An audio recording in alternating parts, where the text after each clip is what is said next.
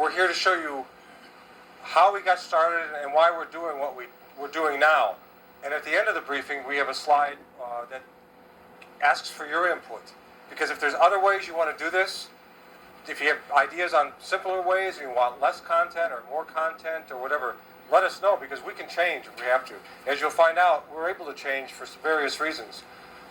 So with that in mind, just a little bit about my background. I'm the tech order manager for the SLRS letter system, both on the RSA contract and the SLRS contract. I've been in the government since '79 as a civilian. Before that, I did one tour at the Air Force. I was involved heavily in electronics before this, and our base closed at Sacramento Army Depot, and I came out here to Peterson Air Force Base in Colorado Springs as an equipment specialist. Well, I've never done equipment specialist work before, but we had equipment specialists, and our guys, all they did was order parts and read the newspaper. And I go, well, shoot, I could do that. So, but when I got out there, it wasn't ordering parts and reading the newspaper, so I had to learn a whole new field. And I eventually got into the tech order realm, and I saw things at the depot. It was taking so long to get changes and things done by the depot. And in those days, it was mostly working with blue suiters, so you had very strict TOs, tech orders written to a certain degree, and they were actually orders that the blue suiters had to follow. So we would submit changes, and it would just take forever, sometimes 2 years for a change to get processed. So I kept thinking, what the heck? So we actually took trips out to the depot to see if we could shuffle the change packages onto the top of the pile at the TOMA's desk down there. Well, it didn't always work. I said, there's got to be a better way. So we looked into it, and he says, this single manager concept is coming on board, and this was the mid-'90s. And we found these memorandums saying that go forth and decentralize this TO process if you want to as a single manager. So we went to our single manager, and I was in GPS at the time, and I says, I think I could do this better. So he assigned me to this TO section. We figured out some plans. We actually got the backing of our single manager and our SPO, and we went out to, at that time it was McClellan, where our depot was maintaining our tech orders. And we said, hey, we're here to take our TOs back. We're taking control. And they didn't like that at all. But it took a little bit of a fight. We got all our TOs out of there. We set up a contract with some contractors and set up a process on how to maintain, sustain, and acquire TOs right there in shop. And so we were better able to support the customer that way.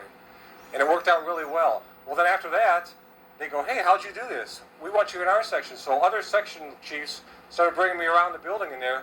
Can we do the same thing? So I went around the building trying to decentralize TOs away from depots. So ended up at AF SLRS, wrote a program from them.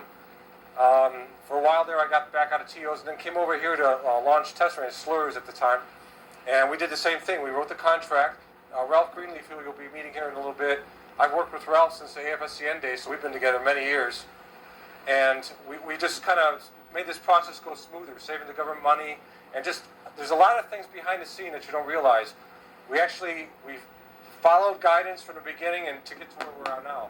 But like I said, Air Force Space Command granted us a waiver to stay out of the TO system because it's basically a CLS range.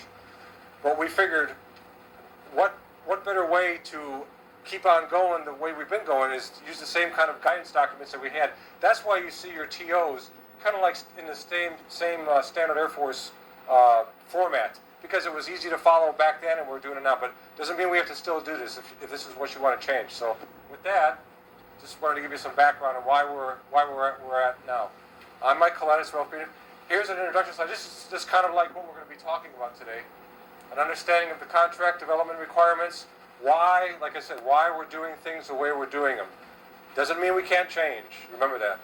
And we'll be talking about the contract requirements document, which is the TME 601 version H. Slide. Just a brief overview of some of the things we're going to be talking about today. Okay, here is why our contractor develops TOs in the way they develop them today. They want to ensure adequate and accurate information for you guys, the users out there. We wanted to provide standard processes for developing and updating these TOs, which, like I told you, we already have been doing for many years on different projects. We figured, why not just keep, it's been working, so just tag on to the way we're doing it on the other projects why reinvent the wheel? So that's why we're doing the same. We were doing it in AF SLRS the same way we're doing with the letters. We want to provide the documents per Air Force standard. Way back when, one of the first things I looked at when I came onto the letters system, where do I begin? Do you guys really need TOs as contractors? Because a lot of times you don't really need them. Well, we found a direction from the 14th Air Force commander, who is the overall commander above your wing commanders here, who says, my wings, 45th and 30th, will use Air Force tech orders. I go, well, that answered that pretty quick, because I don't want to get this wing commander involved and get him in trouble. So we'll develop standard Air Force tech orders. But since we're wavered from the system, we'll try to stay with the spirit of all the regulations for the Air Force. And in case he ever says, no, I want these, sir, look at these TOs. Tell us where the difference is between real Air Force TOs and our TOs. Pretty much, Ralph, only the numbers are different. Exactly. Yeah, you can look at our TOs, which are out of the Air Force system, and look at an Air Force TO, and they're pretty much the same. Next. This is the document, the TMCR 8601H, that we put on contract for our contractor to follow to develop and sustain the tech orders that you use. It gets pretty detailed. It's an H version, which is a tailored-down version from the RSA project, and I'm sure some of you have used some of the RSA project TOs. They're a little bit different than the SLRS TMCR. It's a little bit more lean and mean. We have more more wiggle room, I guess, with the SLRS TM8601H version. It specifies the required development milestones. It's just a very detailed document, and as Ralph will tell you here in a little bit, he takes this document and turns it into his processes, their SOPs, standard operating procedures. And because, as he'll tell you, they're ISO 9000 certified, and they've got to have set processes. So he just took this document, which is a high-level document that I gave them, and made his processes, which is a very detailed document. Okay, next. Now these are the guidance documents. As I told you, since we're outside the Air Force system, we really don't have to follow these to the letter. But we still said, why reinvent the wheel when we've got great documentation that already tells you how to set up a tech order? So these are the actual tech order TOs that the Air Force uses. We use them also as guidance documents for the contractor. We still number per 00518.